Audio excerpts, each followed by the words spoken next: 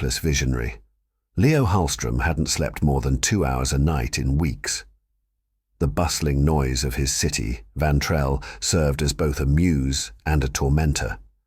A painter of surreal urban landscapes, he found solace in his insomnia, channeling his sleepless nights into art. Each canvas was alive with energy, twisting skyscrapers, sprawling alleyways, and neon lights that bled into darkness. His work was celebrated for its uncanny realism, but Leo had a secret. Sometimes he didn't remember painting at all. One morning, after a particularly restless night, Leo stood in front of his latest creation, a sprawling depiction of a train station engulfed in smoke and chaos. His brushstrokes were meticulous, but the scene was haunting. Faceless figures running in terror, an overturned clock frozen at 3:07, and a train derailed mid-motion. As he stared at the painting, a headline flashed across his muted TV. "Train derails at Vantrell Central Station, 12 dead." The time of the crash, 3:07 a.m. Shaken, Leo tried to dismiss the incident as a strange coincidence, but the unease lingered. Days later, he painted again, this time an eerie depiction of a crowded shopping district. In the center, a fire burned fiercely, consuming storefronts. Hidden among the flames were subtle details, twisted mannequins, shattered glass, and a child's teddy bear lying in the rubble. 2 days after completing the piece, tragedy struck. A gas explosion tore through Vantrell's busiest shopping area. Images on the news mirrored Leo's painting down to the last detail, including the teddy bear lying amidst the wreckage. The realization hit him like a freight train. His paintings weren't just art, they were premonitions. Consumed by fear and guilt, Leo stopped painting. But the visions came anyway, unbidden and relentless.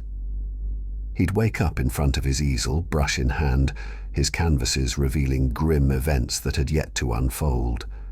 Desperate for answers, he turned to his old friend and gallery owner, Sophie. At first, she laughed off his concerns. "You're just a brilliant artist with a wild imagination," she said. But as Leo showed her the paintings and the corresponding news reports, her skepticism turned to horror. "You need to tell someone," Sophie insisted. "Tell them what?" Leo snapped. "That I see the future in brushstrokes. They'll lock me in a padded room." But Leo couldn't ignore his next painting. A bridge, its support beams twisted and crumbling, with blurred silhouettes falling into the icy river below. A date was scrawled in faint strokes at the corner, March 15th. It was only 3 days away. Determined to prevent the disaster, Leo scoured the city records for bridges with structural issues, calling city officials and even visiting sites in person. But his efforts were met with skepticism and red tape. That night, Leo returned to his studio, exhausted. He stared at the bridge painting, hoping for a new detail to guide him. Under the dim light, he noticed something he'd missed before, a shadowy figure standing on the edge of the bridge, watching the chaos unfold. The figure wasn't just a random detail, it was him. On March 15th, Leo stood at the bridge, just as his painting had depicted. The city hummed with life, oblivious to the danger. He scanned the structure, looking for any sign of impending collapse. Hours passed, but nothing happened. As dusk settled, he began to doubt himself. Was this all in his head? But then he noticed a man standing near the bridge's foundation, holding something small and metallic. The man's movements were deliberate, his intent clear. A bomb. Leo's heart pounded as he raced toward the man. "Hey!" he shouted, drawing the attention of bystanders. The man turned, his face pale and wide-eyed, before dropping the device and bolting. Leo's warnings didn't fall on deaf ears this time.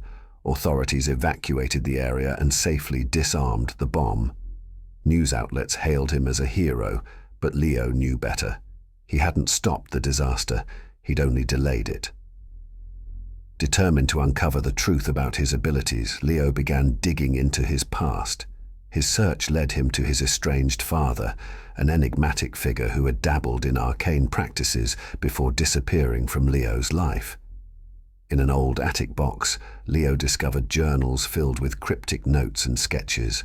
One entry stood out: the Halstrom gift, a blessing or curse. The ability to see what lies beyond the veil, but at what cost? Leo realized his visions weren't random, they were inherited.